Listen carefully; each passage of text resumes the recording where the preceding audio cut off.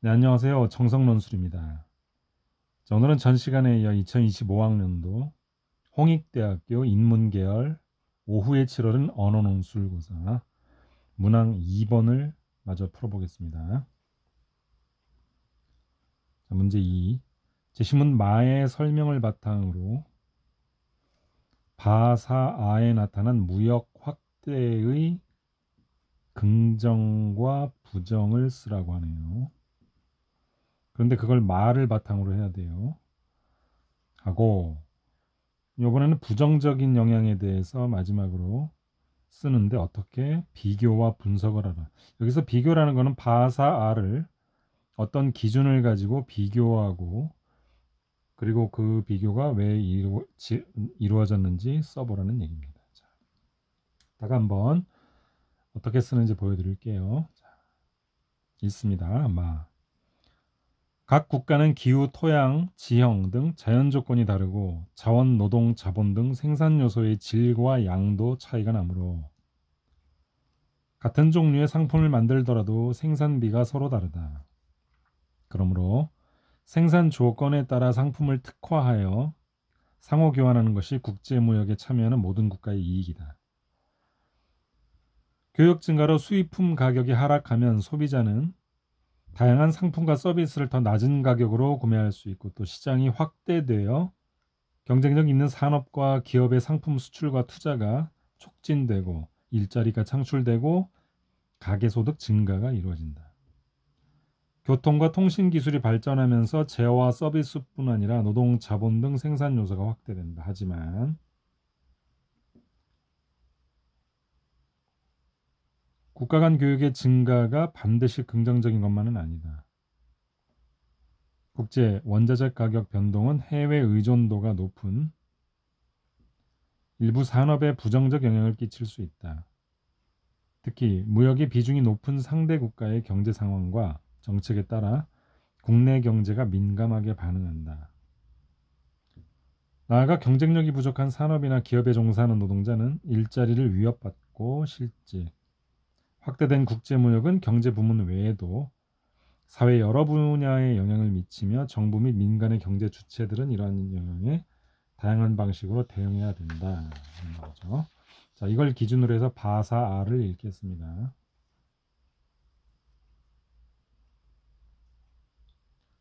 자, 시문 바. 자, A국은 80년대부터 국제교육의 선구자 역할, 유학생 유치에 노력을 기울였네요. 2024년 현재 유학생을 상대로 하는 교육 산업은 연간 원화 26조 원 규모로 A국에서 광업, 관광업에 이어 세 번째로 큰 산업. 70만 명의 육박. A국 찾은 해외 유학생들이. 자, 그래서 유학생 대다수는 중국, 인도, 한국, 태국 등에서 온 학생들인데 졸업 후 이들은 A국에 취업하기를 원하지만 직장 구하지 못하고 불법 체류자. 또한 팬데믹 이후 외국인에 대한 인종차별 심해지고 집단 폭행, 유학생들이 폭행당하는 사건들이 증가되고 이에 중국과 인도 정부는 자국민에게 해외를 유학 갈 경우 A국은 가지 말라고 권고한다. 그래서 A국 부동산 임대차 시장에서는 높은 수요로 인해 유학생들 때문에 한 해에만 임대료가 폭등. 자, 이러한 문제들이 심각해지자 A국 정부는 2025년부터 유학생 비자 발급을 대폭 축소하겠다고 발표. 2023년에 32만 명 유학생을 받아들였는데 27만 명으로 줄이겠다. 그리고 또 비자 수수료를 또 높이겠다. 또 A국 대학교들은 유학생 숫자가 감소하면 그런데 운영을 할 수 없으니까 또 대학교들은 그 정부에 반대하겠죠. 이렇게 해서 서로 반대되는 입장까지 유학생에 대한 이야기를 보았습니다. 제시문 4. 1970년대부터 비국 정부는 자국민 인력을 해외로 파견하는 정책 적극적으로 펼쳐왔다. 그 결과 2017년에 230만 명의 비국 이주 노동자들이 전 세계 218개국에서 일하고 있으며 이들이 매년 본국으로 송금하는 돈은 비국 약 10%를 차지한다. 크네요. 이주 노동자의 절대 다수가 근데 여성이네요. 매년 17만 2천 명의 미국 여성들은 높은 교육 수준에도 불구하고 홀로 해외로 이주해서 생계를 책임지는데, 자, 이런 전문직 여성들도 북미, 서유럽, 중동 등으로 가면 가사 도우미나 보모 정도로 일한다고 하네요. 그래서 여성들이 보유한 기술이나 능력이 비해 현재의 저하된 수준에 머무르는데, 가사 도우미와 같은 직업의 특성은 사적인 공간에서 일한다는 거죠. 그래서 학대가 발생하기 쉽고, 또 비자가 고용주에게 계속 고용된다는 조건으로 발급되는 경우 피해자 보호가 더 어려워요. 자, 육아 도우미로 일하는 비국 이주 노동자 상당수가 이 감금, 임금 체불 심한 일을 겪었다. 자, 인권 침해가 되고 있죠. 그래서 이주 노동자들의 권리 보호와 증진을 위해 캠페인을 벌이고 이러한 문제들을 UN 세계 노동기구에 보고하며 꾸준히 알린다. 자, 그래서 이게 인권 침해가 또 심한 문제가 있습니다. 자, 다음 마지막으로 R을 읽겠습니다. 반도체, 디스플레이, 바이오 산업과 함께 2차 전지네요.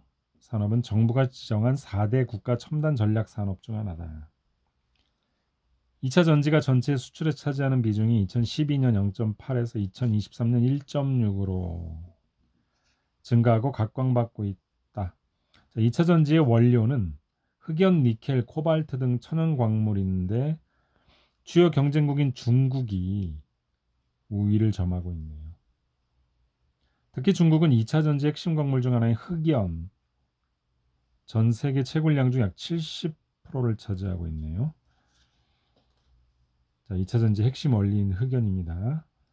자, 그래서 연도를 보니까 2023년에 9월 현재는 요거지만 20, 21, 22를 쭉 보면 계속 증가 추세에 있는 거죠. 마찬가지로 흑연, 천연흑연, 인조흑연 마찬가지로 계속 증가 추세에 있습니다. 자, 2차 전지 시장의 확대로 국내 기업은 상대 경쟁력 확보를 위해 배터리 용량, 충전 속도, 안정성 등 다방면에서 성능 개선을 위한 연구개발 투자, 그래서 전기차, 전력망 등 다른 분야로의 파급력이 큰 2차 전지 산업의 활성화를 위하여 연구개발 예산을 지원하고, 또 수입 광물의 자립화를 위한 광물, 국내 기업의 투자가 원활히 이루어지도록 도로, 전력, 용수시설 등을 지원할 예정이다. 최근 배터리 전략팀의 고액으로 연스카된 김 부장은 예를 드나요? 얼마 전 중국에서 흑연 채굴량 과다로 생태계 파괴가 심하다는 뉴스와 함께 중국 상무부가 흑연 채굴량을 줄이고 수출을 통제한다는 보도. 자, 이에 김 부장은 흑연 재고 추가 비축을 요청하고 구매팀을 통해 이제 다른 나라로 물색하고 있다. 그래서 김 부장은 정부가 중국과 핵심 광물의 수급 안정화를 위한 외교 노력을 더 강화해 주기를 기대하고 있다.까지 바사아까지 다 읽었습니다. 자, 그러면 시작해 보겠습니다. 우선 바부터 바로 시작하는 거예요. 그러니까 바사아를 쓰면서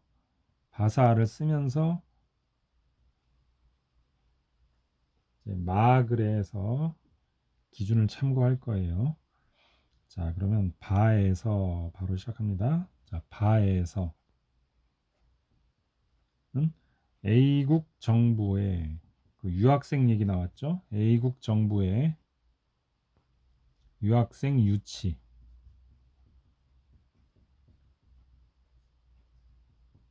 하려고 했던 그 노력은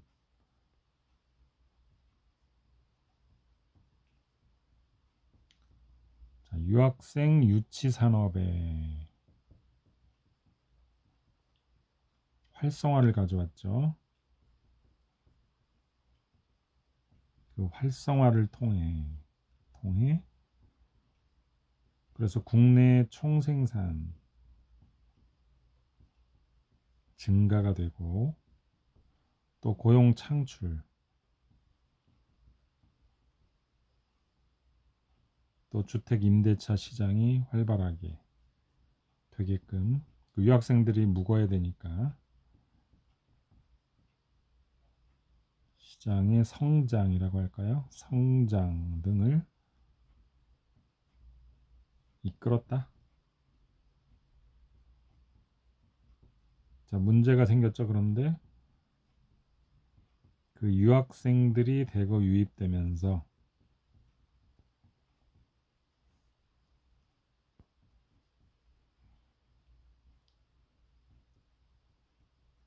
자, 인종적, 문화적 갈등이 생기죠. 갈등과 그리고 또 임대료가 인상되겠죠. 폭등 등의 부작용 발생. 이게 이제 문제점.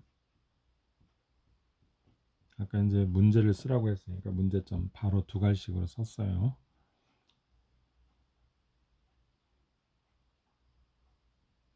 문제점을 첫 줄은 아니지만 첫 문단에 이미 제시했고, 그리고 또 사로 넘어가는 겁니다. 자, 그리고 또 사의 경우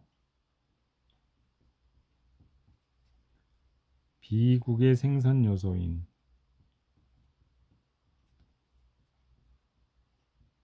비국은 노동력이죠. 노동력. 그래서 그 노동 수출을 통한 자, 무역 확대,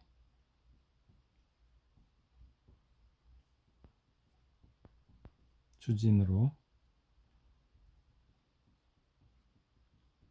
인력을 많이 파견하죠.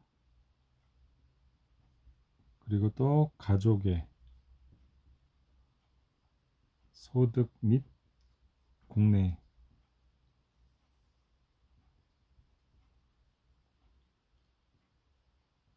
총 생산의 증가에 이바지하고 있죠. 등 긍정적 영향이 있으나 역시나 또 두 갈씩으로 계속 이 문장 안에서 두 갈씩으로 자, 그래서 고급 인력의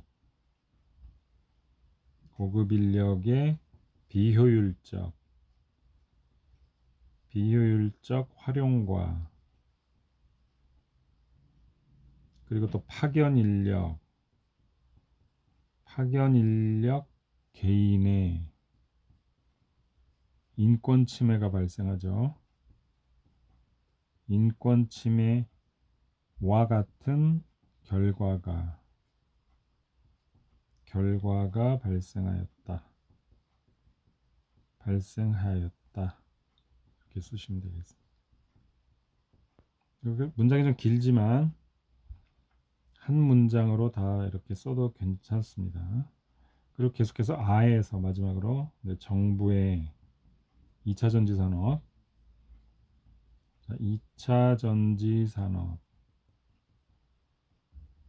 지원 정책은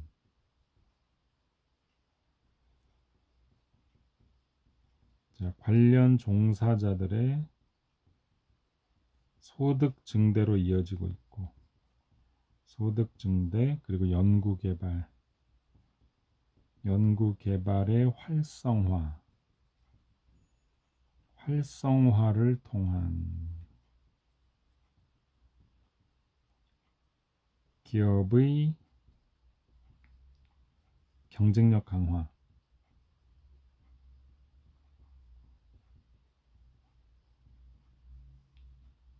그리고 또 연관 산업, 관련된 산업들이 또 활성화되죠.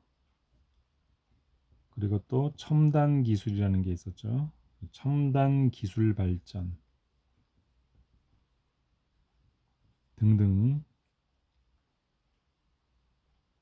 등의 경제 주체에게, 그러니까 기업과 정부 모두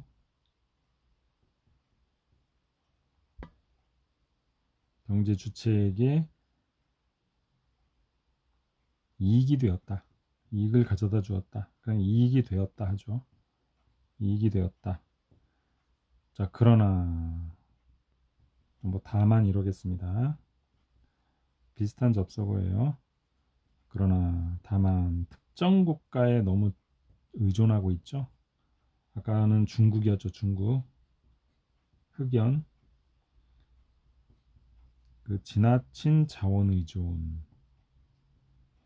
지나친 자원 의존으로 인해서 국내 경제가 타국 경제 상황에 좌우되는 거죠. 민감하게 반응하는 그런 문제가 생깁니다. 반응한다는 문제가 있다.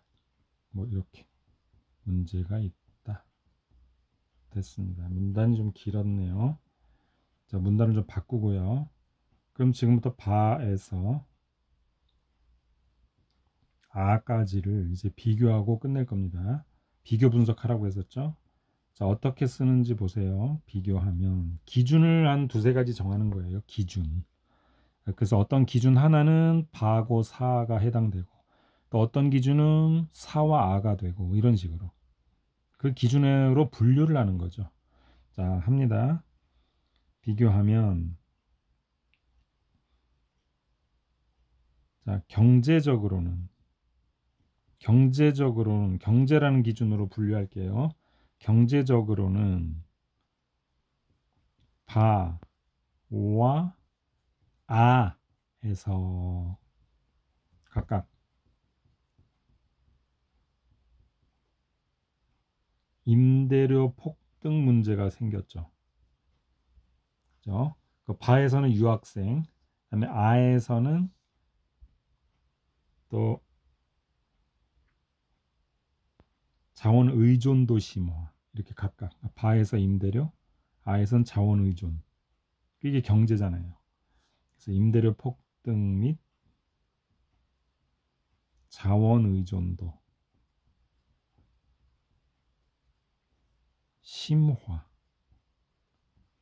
심화가라고 쉼표. 자, 이렇게 해서 하나가 한 기준에 의한 분류가 된 거예요. 비교가. 그럼 또 경제 말고 딱 외워두세요. 경제하고 사회 문화입니다.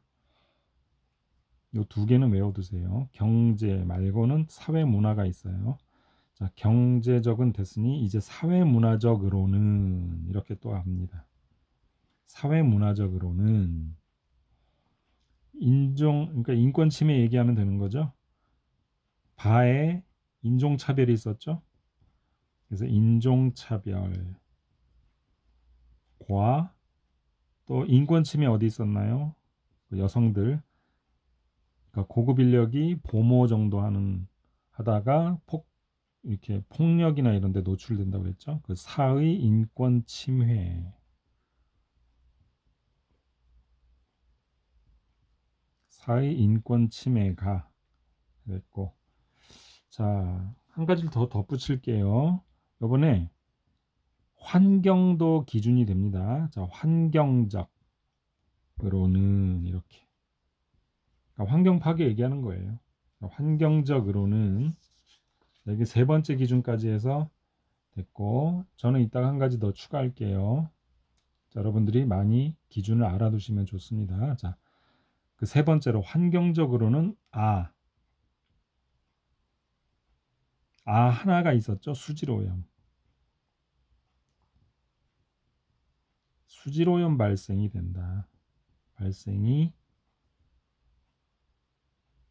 그 구체적 사례다라고 해서 전체적인 서술어를 마무리 이렇게 해주고요.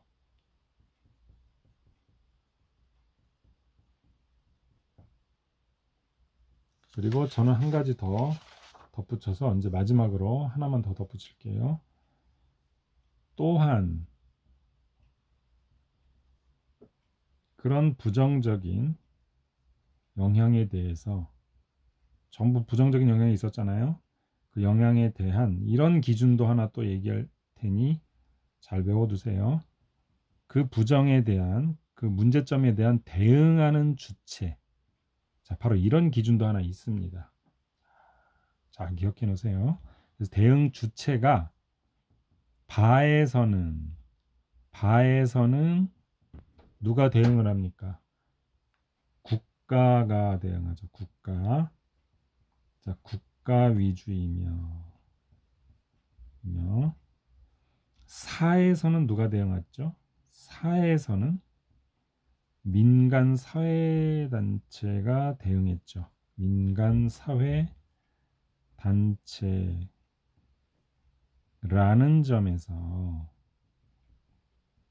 점이 주요한 차이점이다. 이렇게 써주시면 되겠습니다. 자, 그런데 반면 아는 바와 사에서는 각각 국가, 사에서는 민간 하나씩 1대1 대응되는데 아에서는 모두가 다 대응하죠. 자, 기업, 정부 등 그 관련된 그 이익과 관련된 관련 경제 주체 모두 대응하는 양상을 보여준다. 자, 요게 비교입니다. 그리고 이 비교하는 내용을 자세히 서술했으니 이것이 분석 그 자체가 되는 거예요. 분석이 따로 있는 게 아니라 그 기준 잡는 것 그 자체가 비교고 그 기준을 좀 상수라는 것이 그 속에 분석이 들어간 거죠. 자, 이렇게 해서 마무리를 짓고요. 내용을 다 끝내도록 하겠습니다. 자, 이렇게 해서 2시간에 걸쳐서 인문계열 언어노술 홍익대학교 두 문항을 풀어보았습니다. 꼭 한번 자기 힘으로 써보시고요. 좋은 결과 있길 바라겠습니다. 수고하셨습니다.